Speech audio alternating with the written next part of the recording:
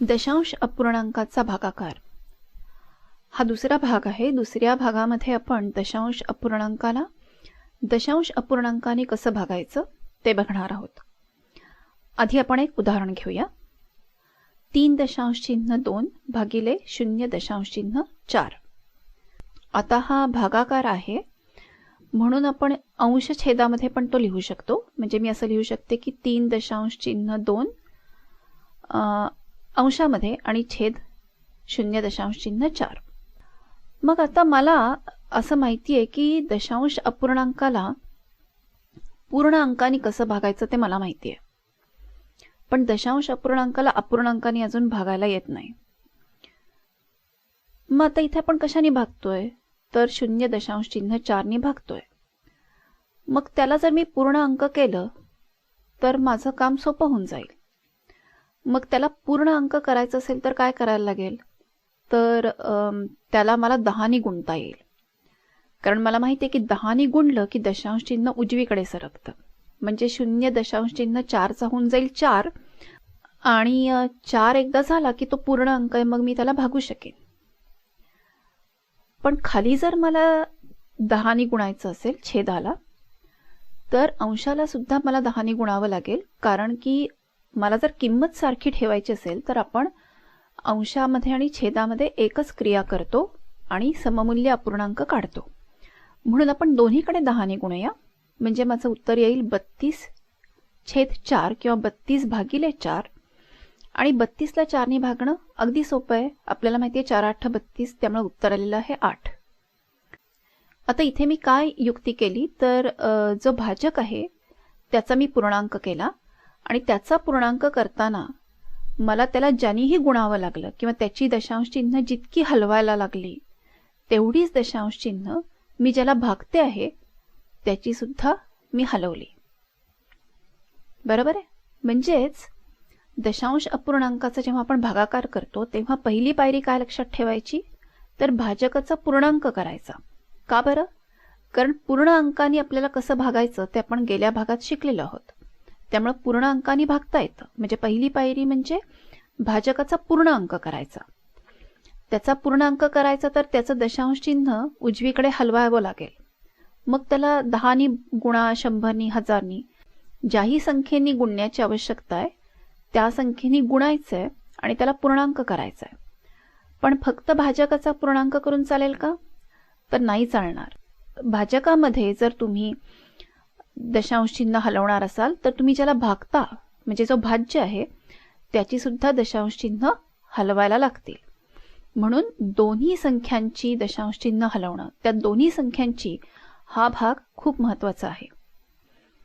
आणि मग दुसरी पायरी जी आहे ती अगदी सोपी आहे, ती म्हणजे पूर्णांकाने भागतो तसाच भागाकार करायचा।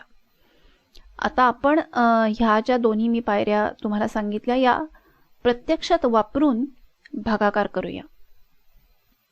0.756 भागिले 0.9।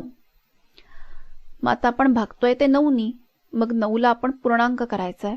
9 ला पूर्णांक करायचा तर काय करायला लागेल, दशांश चिन्ह एक घर उजवीकडे हलवावं लागेल। एक घर उजवीकडे हलवतोय म्हणजेच आपण काय करतो आहोत, म्हणजे आपण 10 ने गुणतो आहोत।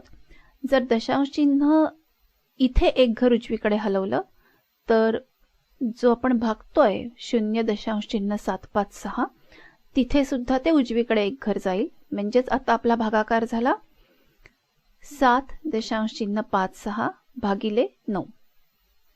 आता हा भागाकार सोपा आहे कारण आपल्याला माहिती आहे की आपण पूर्णांकाने दशांश अपूर्णांकाला कसं भागायचं। मग आपण भागाकार करूया। 7.56 भागिले 9, 9 0 0 खाली 7 उरले। पूर्णांकाचा भागाकार झालेला आहे म्हणून वरती दशांश चिन्ह दिलेलं आहे आणि 5 खाली घेतले। 9 8 72, 3 बाकी उरली, वर्ण 6 खाली आले। 9 चौक 36, बाकी 0 उरलेली आहे। उत्तर आहे 0.84। आता आपण ह्या पायऱ्या डोळ्यासमोर ठेवू आणि अजून काही उदाहरणं सोडवूया। 8 भागिले 0.25। आता इथे 0.25 मध्ये आपल्याला जर पूर्णांक करायचा असेल तर दशांश चिन्ह 2 घरं उजवीकडे जावं लागेल. ते जर 2 घरं उजवीकडे सरकवायचं तर कितीने गुणायचं? 100ने गुणायचं. मग इथे 100ने गुणलं तर 8लाही 100ने गुणावं लागेल. म्हणजे आपला भागाकार काय झाला? 800 भागिले 25. काय गंमत झाली इथे? इथे आता दशांश चिन्ह आणि दशांश अपूर्णांक असं काही उरलंच नाही. 800 हा सुद्धा पूर्णांक आहे, 25 हा सुद्धा पूर्णांक आहे. मग सरळ सरळ 800ला 25ने भागूया. 25 त्रिक 75, 5 बाकी उरली, वर्ण 0 घेतला, 25 दुने 50, उत्तर आलेलं आहे 32. म्हणजे आपण ही जी युक्ती केलेली आहे की आपला जो भाजक आहे किंवा आपण ज्याने भागतो तो आहे त्याचा पूर्णांक करायचा, त्याच्यामध्ये कधी कधी अशी गंमत होते की आपल्याला अपूर्णांकाचा भागाकार करावाच लागत नाही. आपले दोन्ही अंक पूर्णांक सुद्धा होऊ शकतात. पण हे गणित थोडंसं जर वेगळं असतं. म्हणजे कसं की 8ला भागण्याऐवजी आपण 0.8ला भागत असतो. तर कसं होईल? तर 0.8 भागिले 0.25. आता आपल्याला माहिती आहे की आपला जो भाजक आहे त्याला आपल्याला 100ने गुणावं लागणार आहे पूर्णांक करायला. मग आपण दोन्हीकडे 100ने गुणलं तर आपला भागाकार होणार आहे 80 भागिले 25. कारण दशांश चिन्ह 2 घरं उजवीकडे सरकतंय, बरोबर आहे. म्हणजे आता आपला भागाकार झाला 80 भागिले 25. मग 80ला 25ने भागूया. 25 त्रिक 75, बाकी उरली 5. आपल्याला माहिती आहे की आपण इथे थांबणार नाही आहोत. आपण दशांश अपूर्णांकामध्ये शेवटी जास्तीचे शून्य लिहून भागाकार करत राहतो.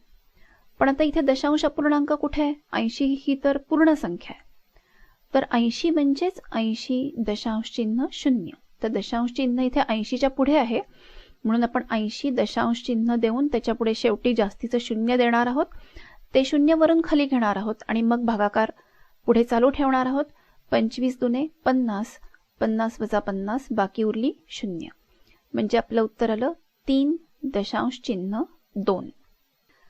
तर इथे आपल्या काय लक्षात आलं की आपण पूर्णांकाला जरी भागत असलो तरी सुद्धा आपल्याला जर 0 बाकी येईपर्यंत भागाकार करत राहायचा असेल तर पूर्णांकाच्या पुढे दशांश चिन्ह द्यायचं आणि त्याच्या पुढे शेवटी जास्तीची शून्य द्यायची आणि भागाकार करत राहायचा.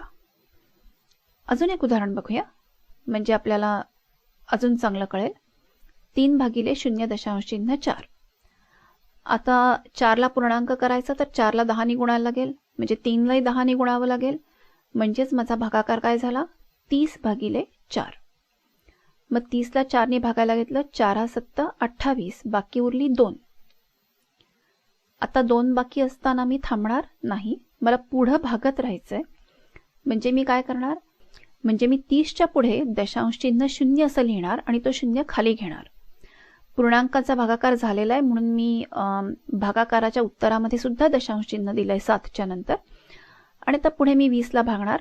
4 पंचे 20, 20 वजा 20 0, म्हणजेच उत्तर आलेलं आहे 7.5.